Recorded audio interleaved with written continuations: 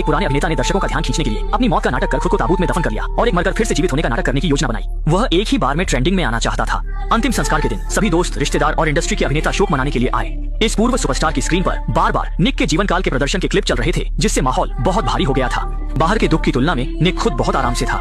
वह customised starlight ताबूत में लेटा हुआ था, लाइव प्रसारण देखते हुए खा रहा था और उसकी यह चाल तुरंत असर दिखाने लगी। सभी बड़े मीडिया चैनल उसकी असमय मौत की खबरें प्रसारित करने लगे।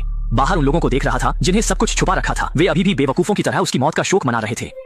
उसके मन में खुशी की लहर दौड़ गई जब उसने देखा कि शॉर्ट वीडियो पर उसके फैंस उसके लिए दुखी हैं। उसे बहुत संतोष मिला। आने वाली प्रसिद्धि का जश्न मनाने के लिए निक ने तुरंत पहले से तैयार की गई वोदका निकाली और बेतहाशा जश्न मनाने लगा। जल्द ही अंतिम संस्कार सफलतापूर्वक समाप्त हो गया और जब सभी मेहमान चले गए तो अंतिम संस्कार का प्रबंध करने वाला एजेंट तुरंत फावड़ा लेकर आया निक को कब्र से बाहर निकालने के लिए। लेकिन रास्ते में एक दुर्घटना हो गई।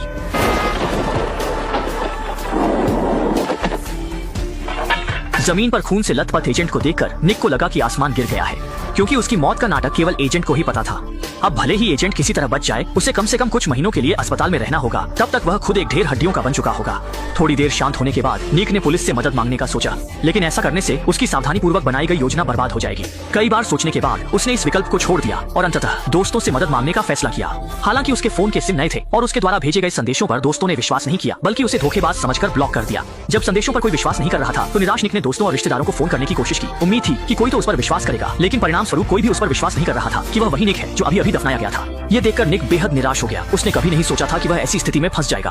तभी उसे अपनी महिला सहायक की याद आई, क्योंकि वह हमेशा से उसे पसंद करती थी। वह निश्चित रूप से उसकी बात पर विश्वास करेगी, इसलिए उसने कोशिश करने के इरादे से उसे फोन किया। लेकिन परिणाम ने निक को निराश कर दिया। सहायक ने भी बाकी लोगों की तरह यही सोचा कि कोई बदमाश शरारत कर रहा है। निक ने फिर वीडियो कॉल करने का फैसला किया।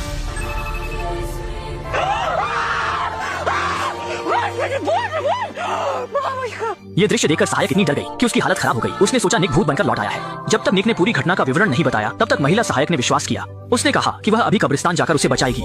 ये सुनकर निक ने राहत की सांस ली। आखिरकार कोई तो उस पर विश्वास कर रहा था। आखिरकार वह इस अभिशप्त ताबूत से बाहर निकल सकेगा।